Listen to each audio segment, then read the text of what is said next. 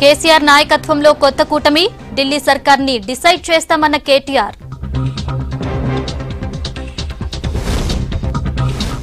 Adilabad MP సీటుకు గట్టి పోటీ TRS ticket కోసం నేతల పైరవీలు.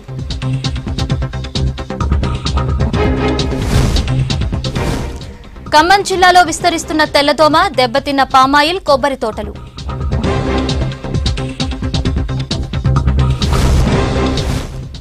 వేసవికి ముందే అన్నదాతకి కష్టాలు కోయిల సాగర్ ఆయకట్టులో ఎండిన పంటలు.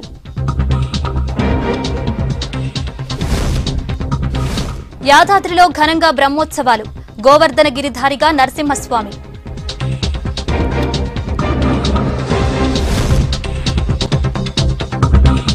ముఖ్యమంత్రి కేసీఆర్ తో మాజీ హోంమంత్రి రంగారెడ్డి జిల్లా మహేశ్వరం ఎమ్మెల్యే సబితా ఇంద్రారెడ్డి సమావేశం ముగిసింది. దాదాపు గంటకు పైగా ఈ భేటీ జరిగింది. తన ఇద్దరు కొడుకులతో ప్రగతి భవన్ వచ్చిన సబిత కేసీఆర్ తో ప్రత్యేకంగా సమావేశమయ్యారు. పార్టీలో చేరికతో పాటు రంగారెడ్డి జిల్లా రాజకీయ పరిస్థితులపై సబిత సీఎంతో చర్చించినట్టు తెలుస్తోంది. తన కొడుకు కార్తిక్ రెడ్డి రాజకీయ భవిష్యత్తుపై కూడా సబిత సీఎంతో మాట్లాడినట్టు సమాచారం. అయితే సబిత మాత్రం మర్యాదపూర్వకంగానే సీఎం కేసీఆర్ తో సమావేశమైనట్టు చెప్తున్నారు. త్వరలో చేవెళ్లలో పార్లమెంట్ ఎన్నికల ప్రచార సభలో పాల్గొనున్నారు ముఖ్యమంత్రి కేసీఆర్. ఇదే సభలో అధికారికంగా గులాబీ కండువా కప్పుకునే అవకాశాలున్నాయని సబితా సన్నిహితులు చెప్తున్నారు.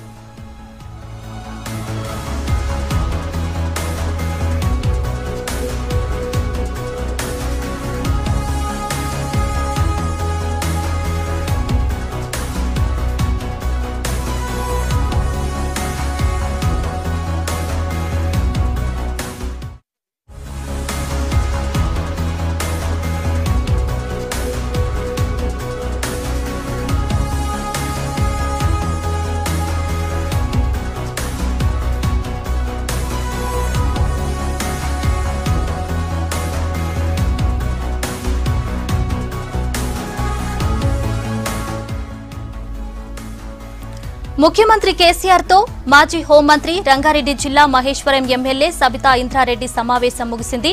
దాదాపు గంటకు పైగా ఈ భేటీ జరిగింది. తన ఇద్దరు కొడుకులతో ప్రగతి భవన్ వచ్చిన సబిత కేసీఆర్ తో ప్రత్యేకంగా సమావేశమయ్యారు. పార్టీలో చేరికతో పాటు రంగారెడ్డి జిల్లా రాజకీయ పరిస్థితులపై సబితా సీఎంతో చర్చించినట్టు తెలుస్తోంది. తన కొడుకు కార్తిక్ రెడ్డి రాజకీయ భవిష్యత్తుపై కూడా సబితా సీఎంతో మాట్లాడినట్టు సమాచారం. అయితే సబిత మాత్రం మర్యాదపూర్వకంగానే సీఎం కేసీఆర్ తో సమావేశమైనట్టు చెప్తున్నారు. త్వరలో చేవెళ్లలో పార్లమెంట్ ఎన్నికల ప్రచార సభలో పాల్గొనున్నారు ముఖ్యమంత్రి కేసీఆర్.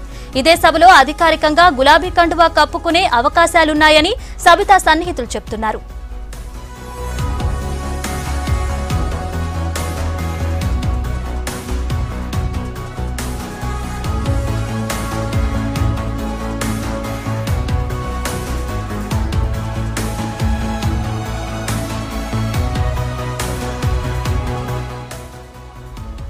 మరిన్ని అప్డేట్స్ శివారెడ్డి అందిస్తారు. శివ, కేసీఆర్ తో సబితా భేటీ ముగిసింది కదా, అప్డేట్స్ ఏంటి? ప్రగతి భవన్ నుంచి సబితా ఇంద్రారెడ్డి ఆమె కుమారులు వెళ్ళిపోయారు. దాదాపు 2 గంటల సేపు ప్రగతి భవన్లో ఉన్నారు. సబితా ఇంద్రారెడ్డితో పాటు ఆమె కుమారులు ఇద్దరు కారులో ఉన్నారు. కార్తీక్ రెడ్డి, కౌశిక్ రెడ్డి ఇద్దరు కూడా ఉన్నారు.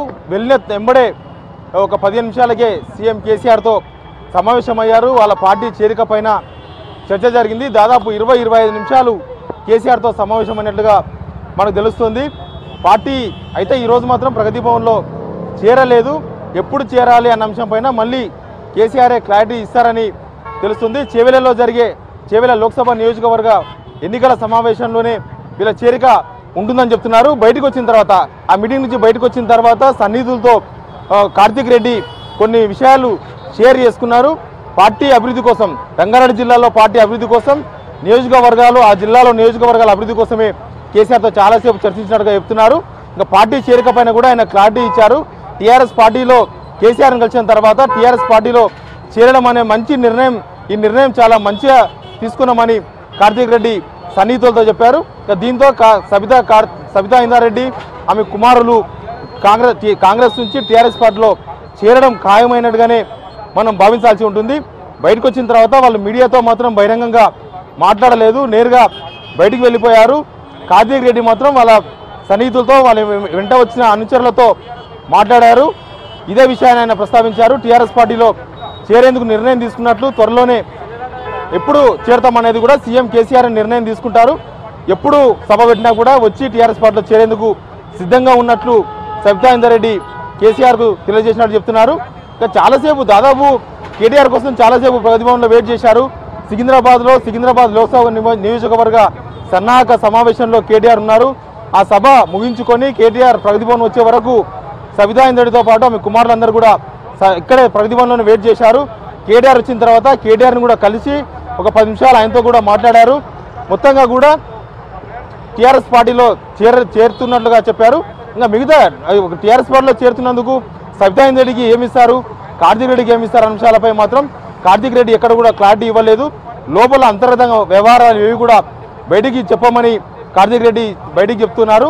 అయితే ఇప్పటివరకున్న సమాచారం అయితే చేవెళ్ల పార్లమెంటుకు లోక్సభ టీఆర్ఎస్ అభ్యర్థిగా కార్తీక్ రెడ్డికి ఎక్కువ అవకాశం ఉన్నట్టుగా టీఆర్ఎస్ పార్టీ వర్గాలు చెప్తూ ఉన్నాయి. ఈరోజు ఉదయం నుంచి ప్రగతి భవన్లో జరిగిన పరిణామాలు కూడా దీనికి సపోర్ట్గా నిలుస్తున్నాయి. ఇప్పటికే చేవెళ్ల నుంచి డాక్టర్ రంజిత్ రెడ్డి అభ్యర్థిగా ఉంటారని ప్రచారం అవుతూ ఉంది. కానీ నిన్న సాయంత్రం కేసీఆర్ అపాయింట్మెంట్ తీసుకున్న తర్వాత చేవెళ్ల నుంచి టీఆర్ఎస్ అభ్యర్థిగా కార్తీక్ రెడ్డి ఉండొచ్చన్న వార్తలు ప్రచారంలోకి వచ్చాయి. ఈరోజు ఉదయమే రంజిత్ రెడ్డి ప్రగతి భవన్కి వచ్చారు. సీఎం కేసీఆర్ని కలిసే ప్రయత్నం చేశారు. ఈ వార్తల మీద వివరణ తీసుకునే ప్రయత్నం చేశారు. కానీ రంజిత్ రెడ్డి కేసీఆర్ను కలవలేదు. కేటీఆర్ మాత్రమే కలిసినట్టుగా మనకు తెలుస్తుంది. మరోవైపు ఆయనకు ఈటెల రాజేందర్తో సన్నిహిత సంబంధాలు ఉన్నాయి కాబట్టి ఆయన ఇక్కడ జరుగుతున్న వ్యవహారాన్ని కూడా ఈటెల రాజేందర్ కూడా వివరించినట్టు మనకు తెలుస్తుంది. మొత్తంగా కూడా రంజిత్ రెడ్డి అభ్యర్థిత్వం ఉంటుందా లేదా అనేది ఇప్పుడు క్వశ్చన్ మార్క్గా మారింది. లోపల కేసీఆర్కు సబితా ఇంద్రారెడ్డికి మధ్య జరిగిన చర్చలు మాత్రం బయటికి తెలియదు.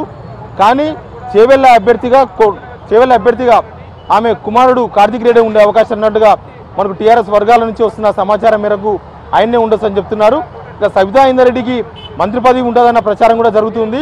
ఒకవేళ సబితా ఇంద్రారెడ్డిని మహిళా మంత్రి కోటాలో మంత్రి పదవి ఇస్తే కార్తీక్ రెడ్డికి చేవెళ్ల లోక్సభ అభ్యర్థిగా ఉండే అవకాశం లేదు. రెండిట్లో ఒకటే మాత్రమే ఉండొచ్చని టీఆర్ఎస్ పార్టీ నేతలు చెప్తున్నారు.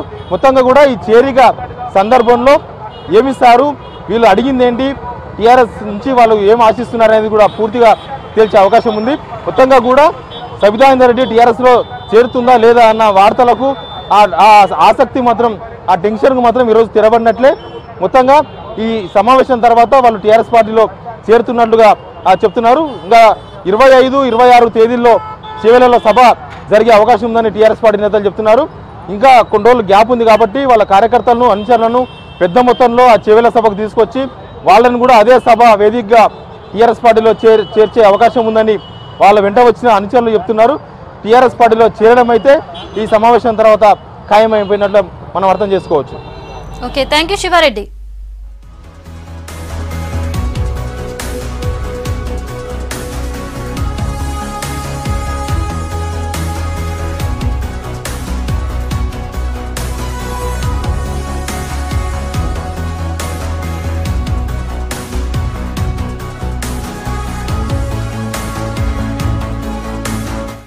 జహీరాబాద్ పార్లమెంట్ నియోజకవర్గ సన్నాహక సభలో పాల్గొన్నారు TRS working president KTR. KCR పాలన దేశానికి ఆదర్శంగా నిలిచిందన్నారు. లోక్సభ ఎన్నికల్లో 16 స్థానాల్లో గెలిపిస్తే కేంద్రం మెడలు వంచి నిధులు తీసుకొస్తామన్నారు.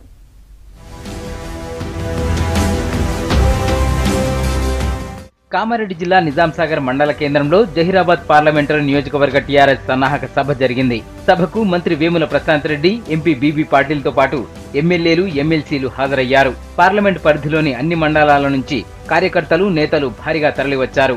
సభస్థలికి చేరుకున్న కేటీఆర్ కు ఘన స్వాగతం పలికారు.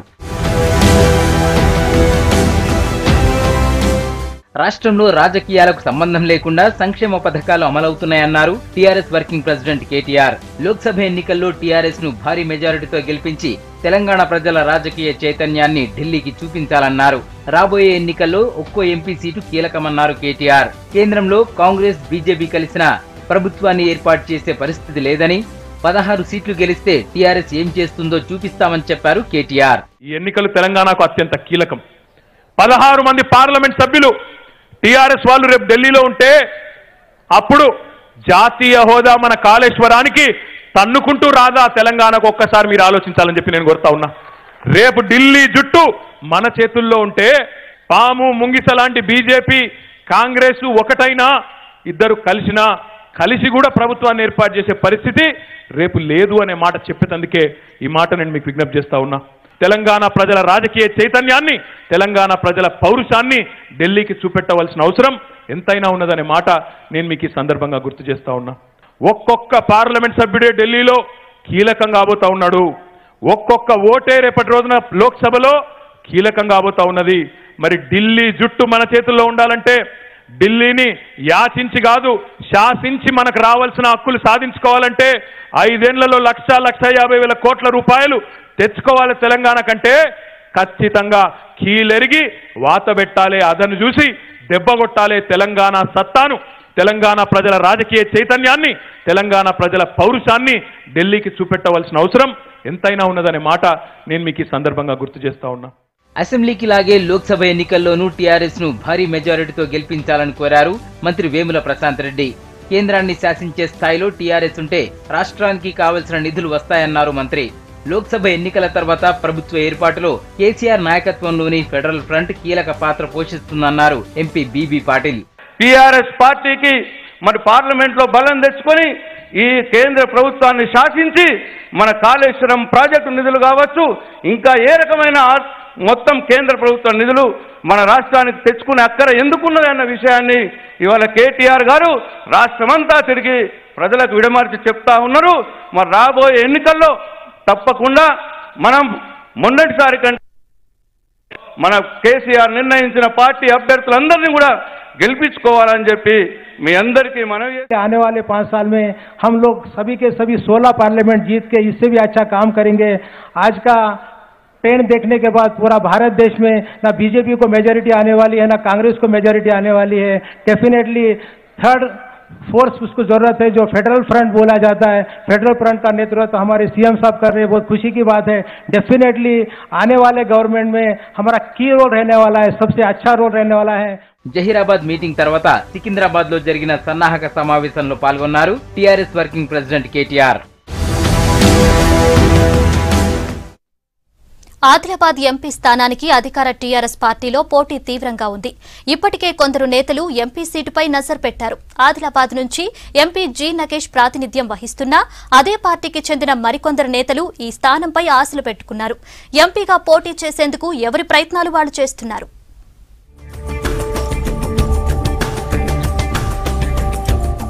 ఆదిలాబాద్ పార్లమెంటు నుంచి పోటీ చేసేందుకు అధికార పార్టీకి చెందిన పలువురు నేతలు ఆసక్తి చూపుతున్నారు. ప్రస్తుతం సిట్టింగ్ ఎంపీగా ఉన్న గెడం నగేష్ తనకు మరోసారి టికెట్ వస్తుందని ధీమాగా ఉన్నారు. అసెంబ్లీ ఎన్నికల్లో సిట్టింగ్ ఎమ్మెల్యేలకే ప్రాధాన్యమిచ్చిన కేసీఆర్ పార్లమెంటు ఎన్నికల్లోనూ అదే ఫార్ములాతో ముందుకెళ్తారనే భావనలో ఉన్నారు నగేష్. అయితే అసెంబ్లీ ఎన్నికల్లో బోధ్ నుంచి టికెట్ ఆశించారు నగేష్. కానీ పార్టీ అధినేత సిట్టింగ్ల వైపే మొగ్గు చూపడంతో మరోసారి రాథోడ్ బాపురావు బరిలో నిలిచి ఎమ్మెల్యేగా గెలిచారు. దీంతో పార్లమెంటు ఎన్నికల్లో ఎంపీ టికెట్ తనకే వస్తుందనే ధీమాగా ఉన్నారు గెడం నగేష్. సీఎం కేసీఆర్ ఆశీస్సులు తనకు ఉంటాయనే నమ్మకంతో ఉన్నారు.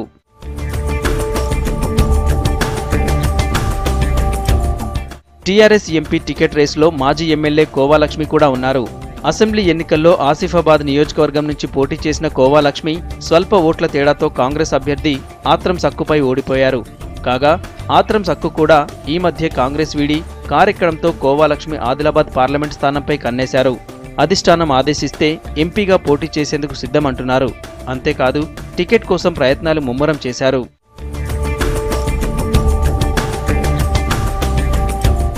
మరోవైపు కోవాలక్ష్మిపై గెలిచిన ఆత్రం సక్కు కూడా అధిష్టానం ఆదేశిస్తే ఎమ్మెల్యే పదవికి రాజీనామా చేసి ఎంపీగా నిలబడేందుకు సిద్ధంగా ఉన్నట్లు తెలుస్తోంది. ఇప్పటికే ఆత్రం సక్కు స్పీకర్ ఫార్మెట్లో రాజీనామా చేసి టీఆర్ఎస్ గుర్తుపై పోటీకి సిద్ధమని ప్రకటించారు. ఆదివాసీ ఉద్యమ నాయకుడిగా ఉమ్మడి ఆదిలాబాద్ జిల్లాలోని ఏజెన్సీ, నాన్ ఏజెన్సీ ప్రాంతాల్లో ఆత్రం సక్కుకు పట్టుంది.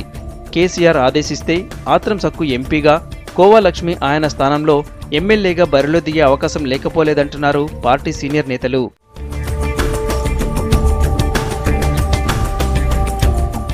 ఇక టీఆర్ఎస్ ఎంపీ టికెట్ తనకే వస్తుందని ధీమాగా ఉన్నారు ఎమ్మెల్యే రేఖానాయక్ భర్త శ్యామ్ నాయక్. ప్రస్తుతం కొమరం భీం జిల్లాలో ఆయన రవాణా శాఖలో పనిచేస్తున్నారు.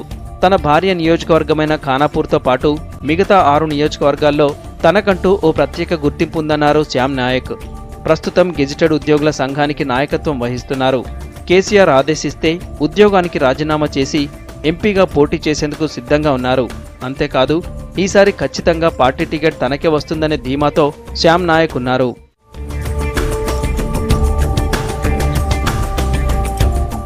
ఆదిలాబాద్ పార్లమెంటు స్థానంలో ఆశావహుల జాబితా, రాజకీయ సమీకరణాలు చాలా ఉన్నాయి. బంతి మాత్రం కేసీఆర్ కోర్టులోనే ఉంది.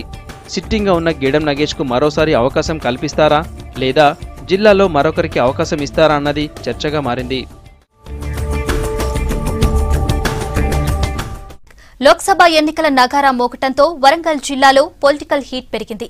పార్టీలన్నీ అభ్యర్థుల వేటలో బిజీగా ఉన్నాయి. సిట్టింగుల్లో ఎవరిని ఉంచాలి, ఎవరిని దించాలని కొందరు, గెలిచేవారికే టికెట్ ఇవ్వాలని మరికొందరు కసరత్తు చేస్తున్నారు. అటు ఆశావాహులు అధిష్టానం పెద్దలను ఆకట్టుకోవటానికి నానా పాట్లు పడుతున్నారు.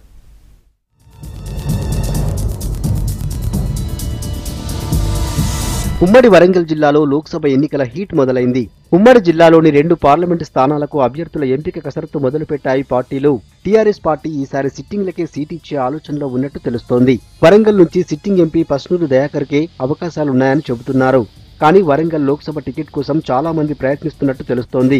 గుడిమల్ల రవికుమార్, మాజీ deputy CM Kadiyam Srihari, doctor Kavya, Jannu Zakaria, doctor Pagidipati Devaiah, Karunakar రాజులు టికెట్ ఆశిస్తున్నారు. మహబూబాబాద్ నుంచి సిట్టింగ్ ఎంపీ సీతారాం నాయక్ నే బరిలోకి దింపాలని అధిష్టానం భావిస్తోంది.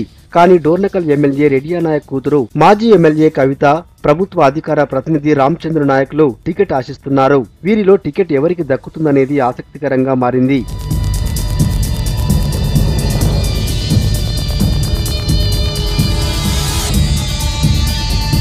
కాంగ్రెస్ లో కూడా వరంగల్ స్థానానికి గట్టి పోటీ ఉంది. మాజీ ఎంపీ సిరిసిల్ల రాజయ్య, మాజీ ఎమ్మెల్యే కొండేటి శ్రీధర్, భువనగిరి ఆరోగ్యం, నమిన్ల శ్రీనివాస్, సింగారపు ఇందిర, మానవతరాయ్, అద్దంకి దయాకర్, దుమ్మటి సాంబయ్య, గాదె దయాకర్, యాకస్వామి, డాక్టర్ రాజమౌళితో పాటు మొత్తం 35 మంది వరంగల్ టికెట్ కోసం అధిష్టానానికి అప్లికేషన్ పెట్టుకున్నారు.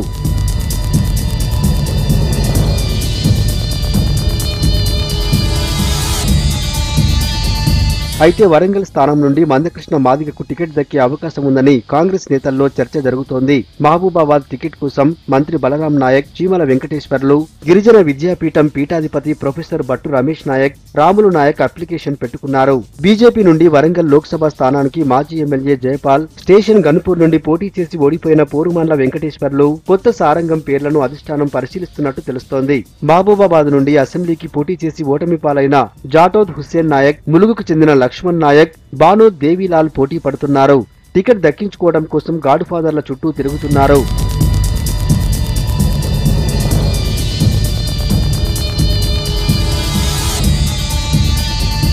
ఈసారి లోక్సభ ఎన్నికల్లో సిపిఐ, సిపిఎం, తెలంగాణ జనసమితి కలిసి అభ్యర్థులను బరిలోకి దింపే ఆలోచనలో ఉన్నట్టు తెలుస్తోంది.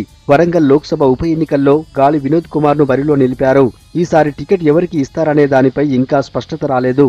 రాష్ట్రంలో సిపిఐ, సిపిఎం చెరో 3-4 స్థానాలు ఖమ్మం, నల్లగొండ, వరంగల్ ఈ ప్రాంతాల్లో పోటీ చేయొచ్చు.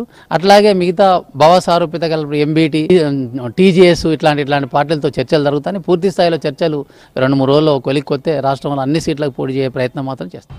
గడువు సమీపిస్తుండటంతో అధికార ప్రతిపక్ష పార్టీలన్నీ అభ్యర్థుల వేటలో పడ్డాయి. అటు ఆశావహులు సీటు కన్ఫర్మ్ చేసుకునేందుకు పార్టీ పెద్దల చుట్టూ చక్కర్లు కొడుతున్నారు.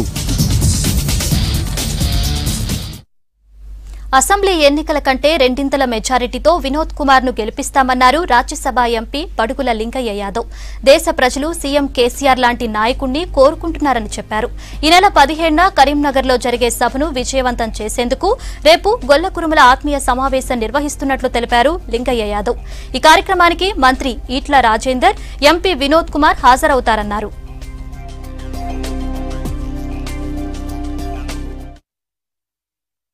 తెలంగాణ ప్రజానీకం అంతా కూడా 16కు 16 స్థానాలు కేసీఆర్ గారికి ఒప్పజెప్తేనే కేంద్రంలో కూడా రేపు సంకీర్ణ ప్రభుత్వం వచ్చే పరిస్థితి ఉన్నది.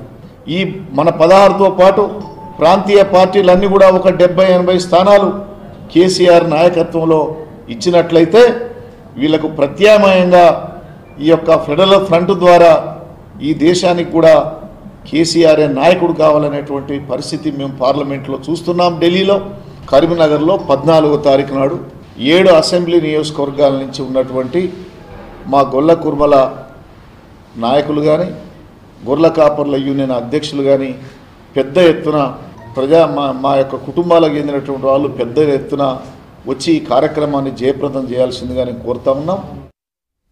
ఉమ్మడి ఖమ్మం జిల్లాలో పంటలపై తెల్లదోమ తీవ్ర ప్రభావం చూపిస్తోంది. రోజురోజుకి విస్తరిస్తూ పంటలను నాశనం చేస్తోంది. చెట్లు నిలువునా ఎండిపోతున్నాయి.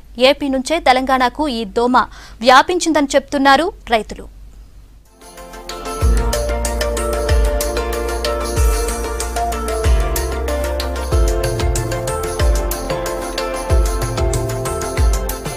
ఉమ్మడి ఖమ్మం జిల్లాలోని పామాయిల్, కొబ్బరి, సపోటా లాంటి ఉద్యాన పంటలు తెల్లదోమకు దెబ్బతింటున్నాయి. చెట్ల ఆకుల్లోని రసాన్ని పీల్చేస్తుండటంతో చెట్లు నాశనమవుతున్నాయి. ఫ్లోరిడాలో మొదటిసారి 2004లో తెల్లదోమను గుర్తించగా కేరళ, తమిళనాడులో 2016లో తెల్లదోమల ఉనికిని కనుగొన్నారు. ఆ తర్వాత 2017లో ఏపీలోని పశ్చిమ గోదావరి జిల్లాలో గుర్తించారు. అక్కడి నుంచి ఈ ఏడాది ఫిబ్రవరి నుంచి భద్రాద్రి కొత్తగూడెం, ఖమ్మం జిల్లాల్లో దీని ఉనికి ప్రారంభమైంది.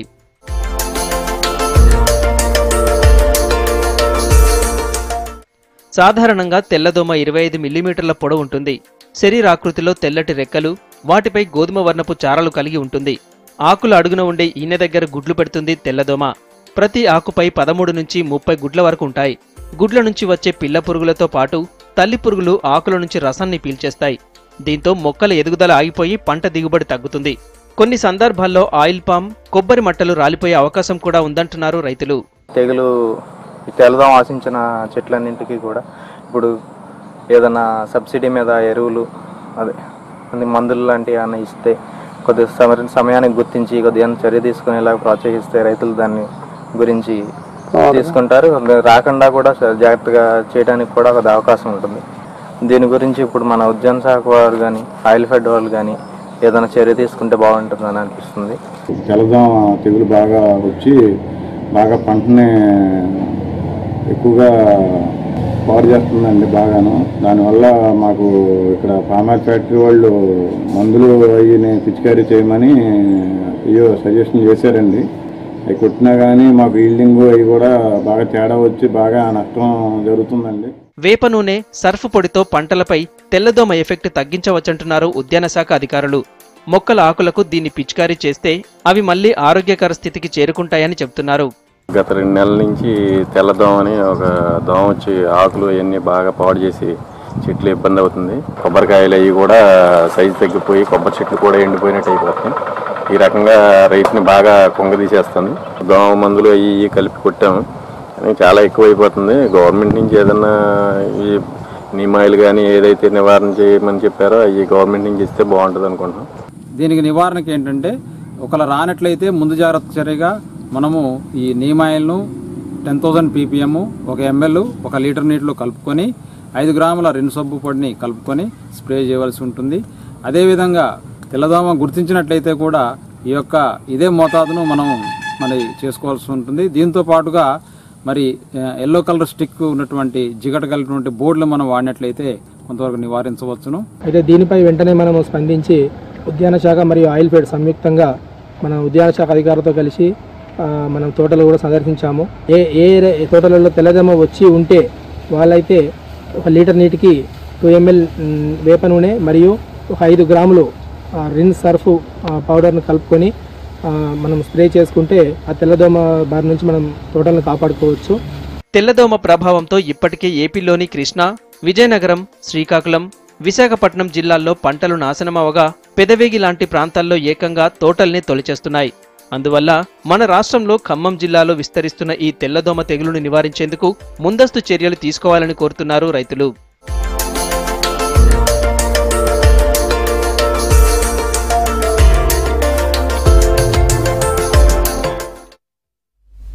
వేసవి మొదట్లోనే అన్నదాతలకు కష్టాలు మొదలయ్యాయి.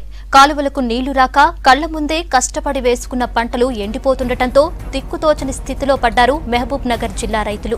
కోయిల్ సాగర్ ప్రాజెక్టు నీటిని నమ్ముకొని 12,000 ఎకరాలు వరి పంట సాగు చేశారు ఆయకట్ట రైతులు. పంటలు చేతికొచ్చే సమయంలో ప్రాజెక్టు అధికారులు కాలువల్లో నీటిని వదలటం ఆపేశారు. దాంతో పంటలన్నీ ఎండిపోతున్నాయి. చేసేది లేక పంటను పశువుల మేతగా ఉపయోగిస్తున్నామని ఆవేదన వ్యక్తం చేస్తున్నారు రైతులు.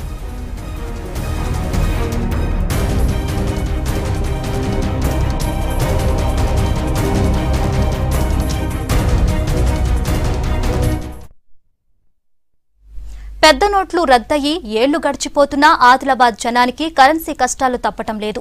ఏటీఎంల దగ్గర నో క్యాష్ బోర్డు పెట్టడంతో నగదు కోసం జనం ఇబ్బందులు పడుతున్నారు. తరచుగా ఏటీఎంలు మూతపడి ఉండటంతో ఏం చేయాలో తోచక వాటి చుట్టూ చక్కర్లు కొడుతూ పరేషాన్ అవుతున్నారు జనం.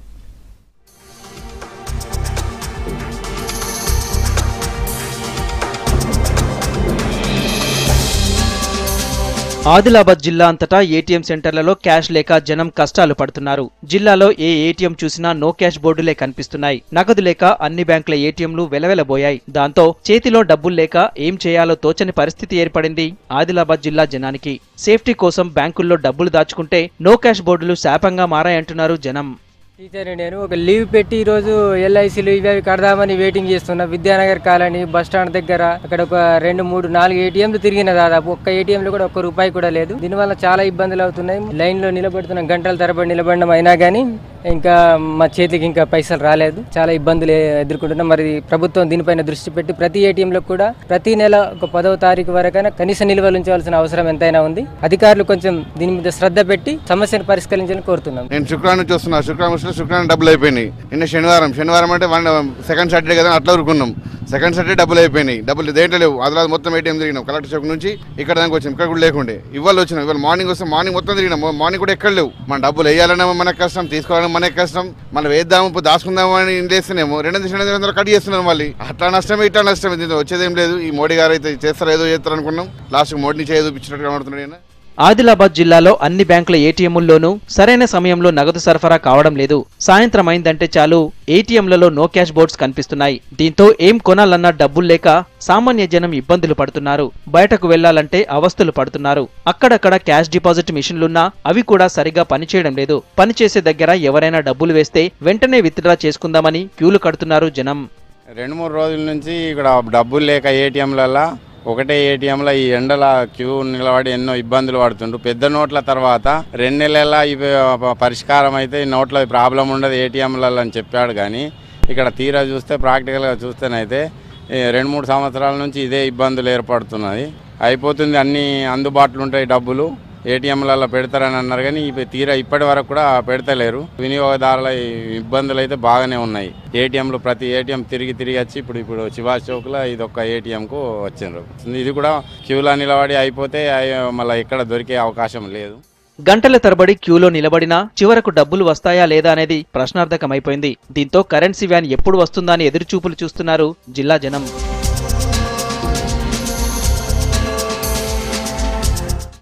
సంగారెడ్డి పోలీస్ పరేడ్ గ్రౌండ్ లో ఇవాళ ఎస్ఐ కానిస్టేబుల్ ఉద్యోగాలకు ఫిజికల్ టెస్టులు జరిగాయి.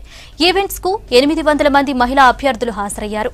ఉదయం 6 గంటలకు ఈవెంట్స్ ప్రారంభమవగా తెల్లవారుజామున 3 నుంచే అభ్యర్థులు క్యూ లైన్ లో నిల్చున్నారు. దాంతో మహిళల వెంట వచ్చిన వాళ్లంతా పిల్లలతో బయట వెయిట్ చేస్తూ కూర్చున్నారు.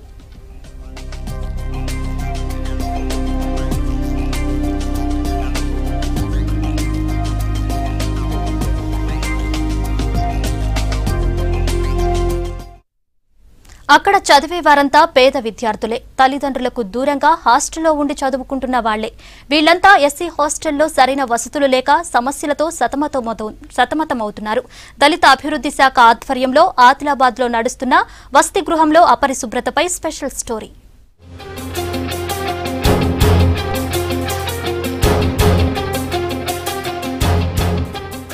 ఆర్థిక స్తోమత లేని కుటుంబాలు చాలా వరకు తమ పిల్లలను ప్రభుత్వ హాస్టల్స్ లోనే చదివిస్తుంటారు. దీంతో హాస్టల్లో ఈ పిల్లల కోసం ప్రభుత్వం నిధులు కూడా అధికంగానే కేటాయిస్తోంది. సన్న బియ్యంతో పాటు న్యూట్రిషన్ ఫుడ్ అందిస్తోంది. ఆదిలాబాద్ జిల్లా ఎస్సీ హాస్టల్లో పరిస్థితి మరీ అధ్వాన్నంగా తయారైంది. దళిత అభివృద్ధి శాఖ ఆధీనంలో నడుస్తున్న చాలా వసతి గృహాల్లో విద్యార్థులు ఇబ్బందులు పడుతున్నారు. ఈ హాస్టల్లోని ఏ వసతి గృహంలో 8 నుంచి 10వ తరగతి చదివే విద్యార్థులు, బి వసతి గృహంలో 3 నుంచి 7వ తరగతి చదివే విద్యార్థులు ఉంటారు. ప్రస్తుతం ఒక్కో హాస్టల్లో 60 మంది చొప్పున మొత్తం 120 మంది ఉన్నారు. అయితే ఏ బ్లాక్ హాస్టల్ శిథిలావస్థకు చేరుకుంది. స్లాబ్ పెచ్చులూడి ఇనుప ఊచలు కనిపిస్తున్నాయి. దీంతో ఇక్కడ ఉండే విద్యార్థులు భయంగా గడుపుతున్నారు. కిటికీలకు దోమలు రాకుండా అమర్చిన తెరలకు రంధ్రాలు పడ్డాయి. నిత్యం దోమలతో సావాసం చేయాల్సిన పరిస్థితి. మరోవైపు బి బ్లాక్ హాస్టల్లోనూ సేమ్ సీన్. వసతి గృహంలో ఫ్లోరింగ్ టైల్స్ పగిలిపోవడంతో విద్యార్థులు గాయపడుతున్నారు. హాస్టల్లో తాగేందుకు మినరల్ వాటర్ ప్లాంట్ యంత్రాలు తెచ్చినా వాటిని ఇప్పటి వరకు అమర్చలేదు. దీంతో విద్యార్థులు బోర్ వాటరే తాగుతున్నారు. మరుగుదొడ్ల పరిస్థితి మరీ ఘోరం. శిథిలావస్థకు చేరిన టాయిలెట్స్ అధ్వాన్నంగా తయారయ్యాయి. మా హాస్టల్ పరిస్థితి ఎట్లుందంటే మా హాస్టల్ గోడలు మొత్తం బిల్డింగ్ మొత్తం కూలిపోయింది. ఒక్క సంవత్సరం పైన స్లాబ్ వేసిండ్రు. మళ్ళీ కింద మొత్తం బిల్డింగ్లు మొత్తం జాలీలు ఇవి మొత్తం లూజ్ ఉన్నాయి. పైన ఎందుకు ఉంటలేవారంటే ఆడ మనం పైన ఉంటే మొత్తం ఇట్లా దునుకుతే మొత్తం కింద వచ్చేటట్లునే. ఇక్కడ 8th 10th వాళ్ళు ఉంటారు కింద, వాళ్ళు ఇంకా బిల్డింగ్ పడే స్థితిలో ఉన్నది. ఇలా పడితే గ్యారంటీ లేదు. మాకు కొత్త బిల్డింగ్ రావాలని మేము కోరుకుంటున్నాం. హాస్టల్ అధికారులు మరమ్మతుల కోసం ఉన్నతాధికారులకు విన్నవించినా సమస్యలు పరిష్కారం కావడం లేదు. ఉన్నతాధికారుల సహకారం, నిధుల కొరత అంశాలు అడ్డుగా మారుతున్నాయని వార్డెన్ చెప్తున్నారు. శిథిలావస్థకు చేరుకుంది హాస్టల్. పెచ్చులు ఊడిపోతున్నాయి, పిల్లర్లకు కూడా కొద్దిగా డ్యామేజ్ అయిపోతుంది. కావున కొత్త బిల్డింగ్ శాంక్షన్ చేయించగలరని మేము మా యొక్క విజ్ఞప్తి. ఇంతకుముందు కూడా అధికారులు వచ్చి చూసిపోయినారు, చేస్తామని కూడా చెప్పారు. మరి ఇంకా కాలేదు. పిల్లలు దాంతో కొద్దిగా ఇబ్బంది పడుతున్నారు. పైన మాత్రం ఖాళీ చేశాం, కిందనే ఉంటున్నాము పిల్లల్ని తీసుకొని. శిథిలావస్థలో ఉన్న ఆదిలాబాద్ ఎస్సీ హాస్టల్ భవనాలను కూల్చివేసి వాటి స్థానంలో విద్యార్థులకు కొత్త భవనాలు నిర్మించాలని కోరుతున్నారు పేరెంట్స్.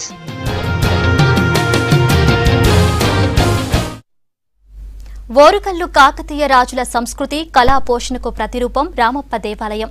ఇసుకపై కట్టిన ఆలయ నిర్మాణ నైపుణ్యం ఆనాటి మేధస్సును గుర్తు చేస్తోంది.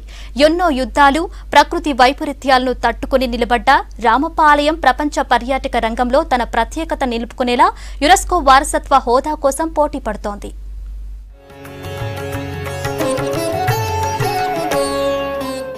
ఓరుగల్లుని పాలించిన కాకతీయుల కళా వైభవాన్ని గుర్తు చేస్తుంది రామప్ప. అద్భుత శిలా సంపదతో నిర్మించిన ఈ ఆలయం ఇప్పటి శాస్త్ర సాంకేతిక పరిజ్ఞానానికి ఒక సవాలని చెప్పొచ్చు. అంతటి ఈ కళా సౌరభం ములుగు జిల్లాలో పచ్చని అటవీ ప్రాంతంలోని పాలంపేటలో ఉంది. 800 ఏళ్ల నాటి చరిత్రకు ఆనవాలుగా నిలుస్తున్న ఈ దేవాలయం క్రీస్తు శకం 1213లో గణపతి దేవుని సేనాని రేచర్ల రుద్రుడు నిర్మించాడు. కాకతీయులు ఆదరించిన వీరశైవ మతాభివృద్ధి ఆదరణను గుర్తు చేస్తుంది. దాదాపు 46 ఏళ్ల పాటు రామప్ప నిర్మాణం కొనసాగిందని చరిత్రకారులు చెప్తారు. ప్రధాన శిల్పి రామప్ప ఈ ఆలయం నిర్మించడంతో రామప్ప దేవాలయంగా పిలుస్తారు. ఆయన పేరుకు శివుణ్ణి జోడించి రామలింగేశ్వర ఆలయంగా పిలుస్తారు.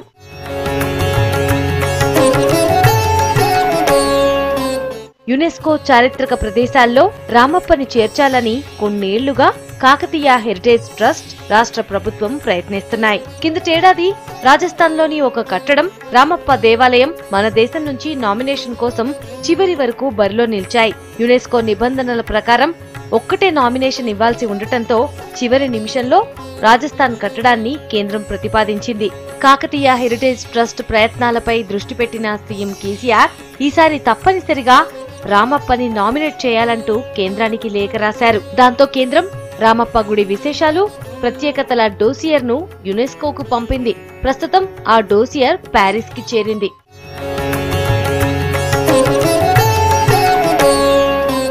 2013లో ప్రతిపాదిత జాబితాలో రామప్పని చేర్చగా ఆ తర్వాత ఫైల్ తయారీలో కాకతీయ హెరిటేజ్ ట్రస్ట్ పనిచేసింది. 2017లో పంపిన ఫైల్ వెనక్కి రాగా ఈసారి కేంద్రం నుంచి రామప్ప గుడి డోసియర్ ఒక్కటే యునెస్కోకు చేరిందని ట్రస్ట్ నిర్వాహకులు పాపారావు, ప్రొఫెసర్ పాండురంగారావు తెలిపారు.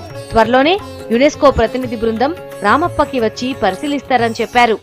And I'm very sure this nomination was sent to UNESCO, though we started the process in while Andhra Pradesh government was there in 2012 and it was tentatively listed in 2013 while still was Andhra Pradesh, but we really pushed it. But when Telangana government came, it's really we got a full support. 2016 onwards our proposal is going and 2018 our proposal is gone to UNESCO also last year, but along with the Jaipur city we have given it. But Government of India for its wisdom they preferred Jaipur city last year. Rajasthan నుంచి ఒక డోసియరు, మన Ramappa temple నుంచి ఇంకొక dossier పంపించడం జరిగింది. ఈ సంవత్సరము మన డోసియర్ని ఒకటే పంపించడం ఒకటే వాళ్ళు రికమెండ్ చేశారు. ఇదంతా కూడా మన honourable chief minister Shri Chandrashekar Rao గారు స్పెషల్ ఇంట్రెస్ట్ తీసుకుని గవర్నమెంట్ ఆఫ్ ఇండియాకి లెటర్ రాశారు. ఆ లెటర్ రాయడం ద్వారా మన రామప్ప టెంపుల్ని వరల్డ్ హెరిటేజ్లోకి తీసుకుని వెళ్ళడానికి ఎంతో సహకరించింది. వారికి మీ V6 ద్వారా ధన్యవాదాలు తెలుపుతున్నాం. టీము త్వరలోనే వస్తుందండి. ఇది సుమారుగా మనకు 2 years పడుతుంది ఫైనల్గా రావడం కోసం అని చెప్పి. ఈ లోపల సిరీస్ ఆఫ్ టీమ్స్ వస్తాయి. ఐకోమాస్ నుంచి వస్తుంది, యునెస్కో నుంచి టీమ్స్ వస్తాయి. సో వాళ్ళందరికీ కూడా మనము ఈ అవుట్ స్టాండింగ్ యూనివర్సల్ వాల్యూ మనం అక్కడికి తీసుకుని వెళ్ళి వాళ్ళందరికీ ఎక్స్ప్లెయిన్ చేసి దీని యొక్క ఇంపార్టెన్స్ని మనం ప్రొజెక్ట్ చేయగలగాలన్నమాట అండి. ప్రపంచ వారసత్వ కట్టడాల జాబితాలో రామప్ప చేరితే ములుగు జిల్లాకు అంతర్జాతీయ గుర్తింపు లభిస్తుంది. దీంతో పర్యాటక రంగంతో పాటు కాకతీయుల చరిత్ర, గొప్పదనం, ఆనాటి సాంకేతిక శాస్త్ర వైవిధ్యం లాంటి వాటికి అంతర్జాతీయంగా ప్రచారం లభించనుంది. India has nominated Ramappa as a candidate, India's candidate for this year, 2019. The process has begun in 2012 to send India's nominee. So it took us for 6 years to get that it became India's choice to send it to UNESCO. Now UNESCO collects from all over the world, every country one. Then their process has begun now. So it's a very important day for us as a trust as well as state government of Telangana. Series of works చేస్తున్నాం. Series of work చేసి ఫైనల్గా dossier తయారు చేసాము 2016లో. ఆ డోసియర్లో ముఖ్యంగా వాళ్ళు అడిగినటువంటిది what is the most outstanding universal value of Ramappa temple. We have created 3 important concepts. Number 1 is the floating bricks of Ramappa. So Ramappa శిఖరంలో ఉన్నటువంటి bricks the float on water. అవి వాటర్ మీద తేలుతూ ఉంటుంది. ఎందుకు తేలుతాయంటే దాని యొక్క డెన్సిటీ వాటర్ కన్నా తక్కువ. దాని యొక్క డెన్సిటీ 0.85 నుంచి 0.9 ఉంటుంది. యునెస్కో హోదాకు జరుగుతున్న ప్రక్రియలు పూర్తయి గుర్తింపు రావటానికి 2 ఏళ్లు పట్టే అవకాశం ఉంది. రామప్పకి ప్రపంచ వారసత్వ హోదా దక్కితే తెలంగాణ గౌరవం మరింత పెరుగుతుందంటున్నారు. యాదాద్రి శ్రీ లక్ష్మీ నరసింహస్వామి క్షేత్రంలో వార్షిక బ్రహ్మోత్సవాలు అంగరంగ వైభవంగా జరుగుతుంది. బ్రహ్మోత్సవాల్లో భాగంగా 6వ రోజు గోవర్ధన గిరిధారి అలంకారంలో దర్శనమిచ్చారు స్వామివారు. మాడవీధుల్లో ఊరేగుతూ భక్తులకు కనువిందు చేశారు. పల్లకి సేవలో ఆలయ ఈవో గీతారెడ్డి, చైర్మన్ నరసింహమూర్తితో పాటు భక్తులు పాల్గొన్నారు.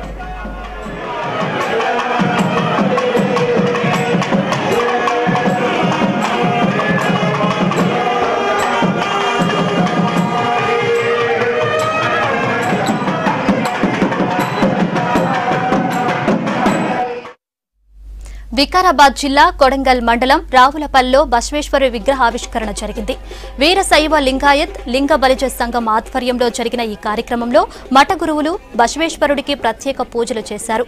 ఆ తర్వాత ఏర్పాటు చేసిన సమావేశంలో ఎమ్మెల్యే పట్నం నరేందర్ రెడ్డి పాల్గొన్నారు.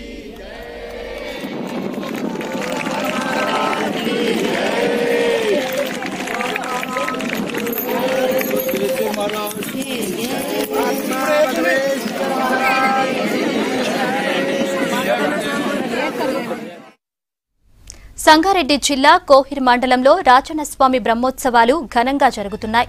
బడంపేట్ గ్రామంలో పురాతన ఆలయంలో ఈ రాజన్నస్వామి దేవాలయం ఉంది. ఇక్కడ ప్రతి ఏటా ఫాల్గుణ శుద్ధ పంచమి రోజు స్వామివారి బ్రహ్మోత్సవాలు జరుగుతాయి. కోర్కెలు తీర్చే రాజన్నస్వామిని దర్శించుకునేందుకు తెలంగాణతో పాటు ఇతర రాష్ట్రాల నుంచి భక్తులు తరలివస్తున్నారు. కళ్యాణం, రథోత్సవం కార్యక్రమాలతో రాజన్న ఉత్సవాలు ముగుస్తాయి.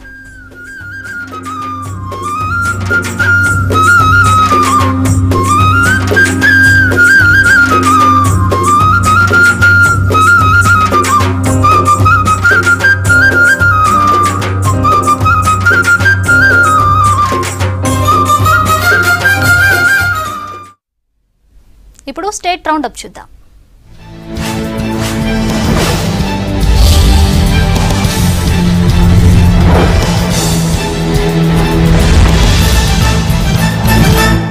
తెలంగాణ జాగృతి అధ్యక్షురాలు నిజామాబాద్ ఎంపీ కల్వకుంట్ల కవిత జన్మదిన వేడుకలను రామగుండం సింగరేణి బొగ్గు గనుల్లో జరుపుకున్నారు. పెద్దపల్లి జిల్లా గోదావరిఖని 2వ బొగ్గుగనిపై తెలంగాణ బొగ్గుగని కార్మిక సంఘం ఆధ్వర్యంలో జరిగిన కార్యక్రమంలో రామగుండం ఎమ్మెల్యే కోరుకంటి చందర్ పాల్గొన్నారు. కేక్ కట్ చేసి కార్మికులకు మిఠాయిలు పంపిణీ చేశారు. మహబూబాబాద్ జిల్లా మరిపెడ మండల కేంద్రంలో పోలీసులు కార్డన్ సెర్చ్ చేశారు. సరైన డాక్యుమెంట్లు చూపని 50 వాహనాలను స్వాధీనం చేసుకున్నారు. వీటితో పాటు 25,000 నగదు, 25 కిలోల నల్లబెల్లాన్ని పట్టుకున్నారు. అనుమానాస్పదంగా ఉన్న 6గురిని అదుపులోకి తీసుకున్నారు. సూర్యాపేట జిల్లా కోదాడ బాలాజీనగర్లో జనావాసాల మధ్య ఉన్న కోళ్ల ఫారంను తొలగించాలని ఫిర్యాదు చేసినా పట్టించుకోవడం లేదని ఓ యువకుడు సెల్ టవర్ ఎక్కాడు. అతనికి మద్దతుగా స్థానికులు కూడా రోడ్డుపై బైఠాయించి ఆందోళనకు దిగారు. పౌల్ట్రీ ఫామ్ వల్ల తమ ఆరోగ్యాలు పాడవుతున్నాయని, అక్కడి నుంచి ఫామ్ను తొలగించాలని డిమాండ్ చేశారు. ఆదిలాబాద్ జిల్లా నేరడిగొండ మండలంలో హైవేపై వెళ్తున్న ఓ కారు కాలిపోయింది. 44 నెంబర్ జాతీయ రహదారిపై నిర్మల్ నుంచి ఆదిలాబాద్ వెళ్తున్న మహీంద్రా లోగాన్ కారులో అకస్మాత్తుగా మంటలు చెలరేగాయి. అప్రమత్తమైన కుటుంబ సభ్యులు దిగిపోవడంతో ఎలాంటి ప్రాణ నష్టం జరగలేదు. హన్మకొండలో Kaloji Narayanarao health varsity board of studies meeting ప్రారంభమైంది. వైస్ ఛాన్సలర్ డాక్టర్ కరుణాకర్ అధ్యక్షతన జరిగిన ఈ సమావేశంలో వర్సిటీ పరిధిలోని వివిధ కోర్సులకు సంబంధించిన హెచ్ఓడీలు పాల్గొన్నారు. మీటింగ్లో సిలబస్, టీచింగ్, ఎగ్జామినేషన్తో పాటు ఇతర అంశాలపై చర్చించారు.